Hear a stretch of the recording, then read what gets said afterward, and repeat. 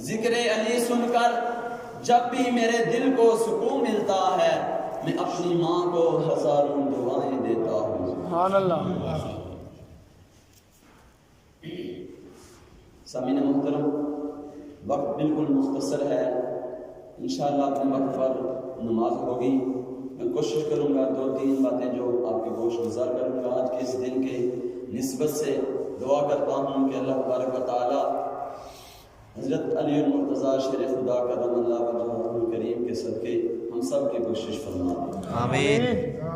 سامعین محترم، دوران خطبہ جو آیا مبارکہ تلاوت کی، اس کا ترجمہ اور تھوڑی سی تفسیر بیان کرنے کے بعد میں اپنے موضوع کی طرف جاؤں گا۔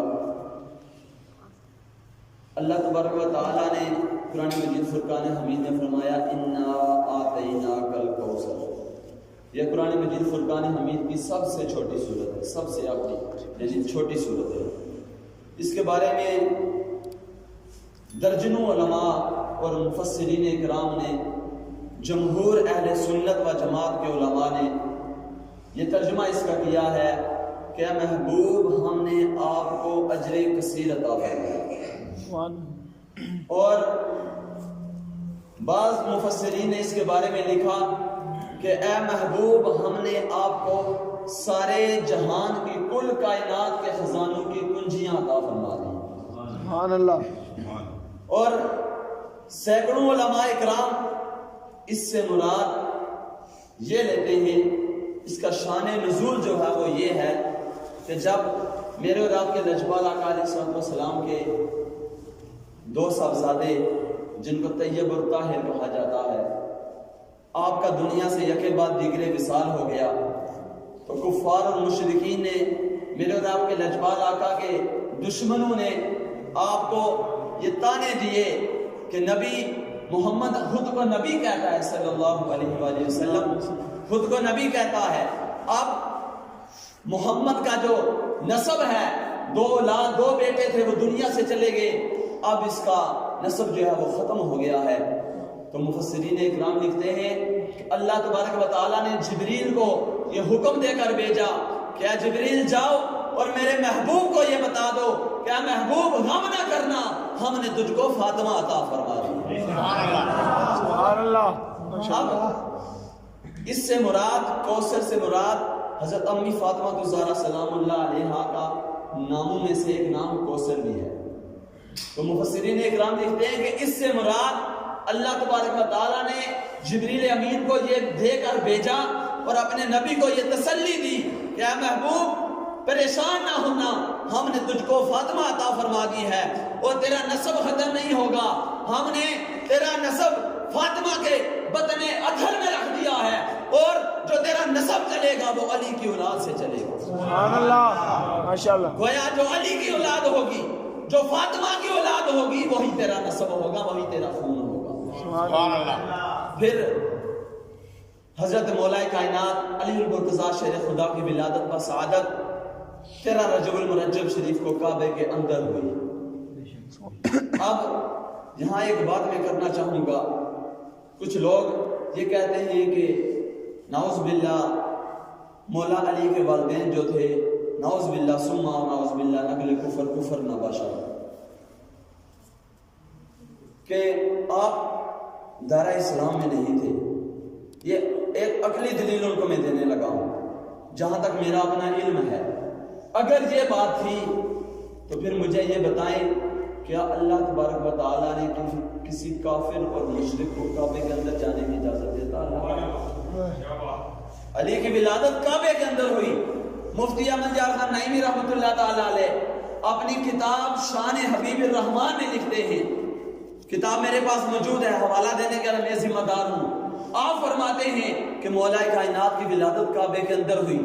اگر مولا کائنات کی ولادت کعبے کے اندر ہوئی تو پھر میں یہ بات کہنے میں حق میں جانب ہوں کہ آپ کے والدین مسلمان تھے۔ نعرہ تکبیر، اللہ اکبر، نعرہ رسالت، یا رسول اللہ، نعرہ حیدری۔ یہاں ایک بات میں یہ بھی کہوں گا، کیونکہ حضور علیہ السلام نے 40 سال کے بعد اعلان نبوت فرمایا، 40 سال کے بعد۔ تو جب مولا کائنات کی ولادت ہوئی تو میرے خیال میں غالباً حضور علیہ السلام کی عمر مبارک 31 سال تھی. بے شک. ٹھیک ہے. اب 31 سال کے بعد 40 سال کی عمر میں حضور نے اعلان نبوت فرمایا. تو اگر اعلان نبوت فرمانے سے پہلے حضور علیہ السلام خود دین ابراہیمی پر تھے. آپ دین ابراہیمی پر تھے. دین محمدی 40 سال اعلان نبوت کرنے کے بعد دنیا میں نافذ ہوا، رائج ہوا. اور یہاں میں یہ بھی کہوں گا کہ جب مولا کائنات کی ولادت ہوتی ہے، آپ کی والدہ ماجدہ امی فاطمہ بنت اسد رضی اللہ تعالیٰ عنہ حضور علیہ السلام اپنے چچا زاد بھائی کو دیکھنے آتے ہیں. آپ کے اپنے چچا کے گھر جناب ابو طالب کے گھر تشریف لاتے ہیں. آپ فرماتے ہیں چچی جان میں اپنے بھائی کو دیکھنے آیا ہوں. آپ کی چچی جان پریشان ہے. والدہ ہے جن کی والدہ جن کی اولاد ہوتی ہے درد ان کو ہوتا ہے. اولاد کا درد کیا ہے. اب وہ والدہ تھی، ان کے دل میں یہ ایک درد تھا کہ آج 3 دن ہو گئے ہیں میرے بیٹے نے ابھی تک آنکھیں نہیں کھولی، ابھی تک دودھ نہیں پیا. آپ عرض کرتی ہیں یا رسول اللہ صلی اللہ علیہ وسلم، اے محمد صلی اللہ علیہ وسلم، بیٹا تو پیدا ہوا ہے مگر 3 دن ہو گئے ابھی تک اس نے آنکھیں نہیں کھولی. حضور علیہ السلام فرماتے ہیں چچی جان مجھے دے علی کو. آپ نے جب اپنے بازو پر مولا کائنات کو اٹھایا، اٹھانے کی دیر تھی، علی المرتضیٰ نے اپنی آنکھیں کھول کر چہرے پر ہاتھ سے سبحان اللہ.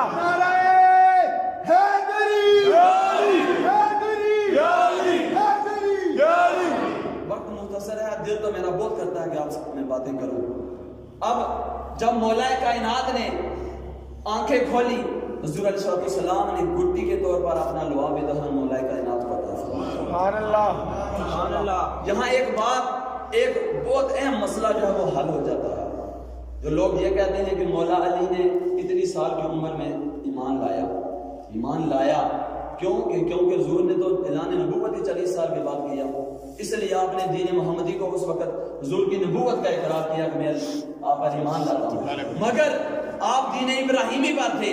اس سوال کا جواب اس میں ہے کہ اگر مولا کائنات نے 3 دن تک آنکھیں نہیں کھولی تو میں عالم تخیل میں جا کر اور اپنے علم کے مطابق میں یہ کہتا ہوں کہ اگر مولا کائنات نے 3 دن تک آنکھیں نہیں کھولی تو مولا کائنات کا یہ ایمان تھا کہ میں اس وقت تک دنیا میں آنکھیں نہیں کھولوں گا جب تک میں چہرہ مصطفیٰ کو نہ دیکھوں. چہرہ مصطفیٰ کو نہ دیکھ لوں، اس سے بڑھ کر ایمان کیا ہو سکتا ہے.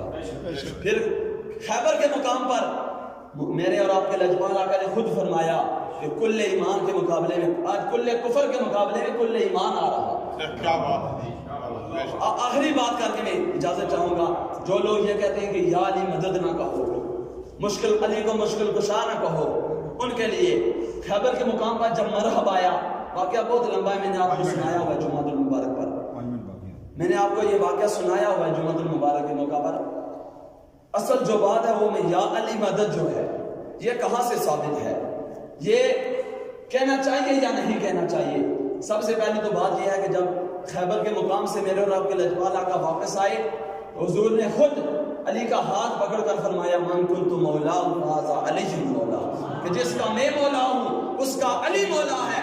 اور سب سے پہلے اس حضور علیہ السلام کی اس حدیث مبارکہ کی تصدیق کرنے والے فاروق اعظم عدل کے بادشاہ حضرت عمر فاروق ہیں، جو خود اس مقام پر کھڑے ہو کر علی کا ہاتھ پکڑ کر کہتے ہیں یا رسول اللہ اگر آپ نے یہ کہا ہے کہ جس کا میں مولا ہوں اس کا علی مولا ہے تو عمر بھی کہتا ہے علی میرے بھی مولا ہے. نعرہ تکبیر. اللہ اکبر. رسالت. یا رسول اللہ. اب خیبر کے مقام پر جب مرحب مولا کائنات کے مقابلے میں آتا ہے، جب مرحب نے کہا کہ میں سینکڑوں لوگوں سے اکیلا تنہا مقابلہ کر سکتا ہوں، میرے اندر جو ہے نا اتنی طاقت ہے، اتنی پاور ہے، میرے ساتھ تو مقابلہ نہیں کر سکتا. علی علیہ السلام سے اس نے کہا مرحبا نہیں. مولا کائنات نے کہا کہ یہ بات ہے تو آجا. میری ماں نے بھی میرا نام حیدر رکھا ہے، مجھے حیدر کرار کہا جاتا ہے. کرار کا مطلب ہے پلٹ پلٹ کر وار کرنے والا. آج پھر اب تجھے پتا چلے کہ آج تیرا مقابلہ خدا کے شیر سے ہوا ہے.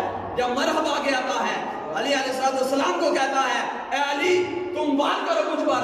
علی فرماتے ہیں ہم مسلمانوں کا یہ شیوا ہے کہ ہم پہلے کسی پر وار نہیں کرتے, پہلے تو وار کر. مرحب نے جب مولا کائنات پر وار کی, علی المرتضیٰ کی جو تلوار تھی تلوار ذوالفقار, اس کے 2 منہ تھے اس طرح. علی المرتضیٰ نے اس تلوار کے ساتھ اس کے وار کو, اس کے نیزے کو روکتے ہوئے ایسے ہوا میں پھینک دیا. مرحب کہتا ہے علی تجھے پتا نہیں کہ تو نے جو میرا نیزہ پھینکا ہے ہوا میں, اس نیزے کو اگر تو اپنے پاس رکھ لیتا, وہ اتنا قیمتی نیزہ تھا, وہ سونے اور جواہرات کا بنا ہوا تھا, وہ اتنا قیمتی نیزہ تھا, تو تجھے اس سے بہت فائدہ ہو سکتا تھا. مولا کائنات نے مرحب کو کہا ہے مرحب تجھے نہیں پتا کہ وہ نیزہ میں نے کہاں پھینکا ہے؟ اس خیبر کے مقام سے کئی میل دور ایک دریا ہے, اس دریا کے اندر ایک مگرمچھ ایک مچھلی کو پکڑنے لگا تھا. مگرمچھ مچھلی کے پاس ہی پہنچا تھا کہ مچھلی نے دریا کے اندر سے آواز دی یا علی مدد, تو میں نے وہ نیزہ جو ہے اس مگرمچھ کو مارا اور مچھلی کو بچا لیا.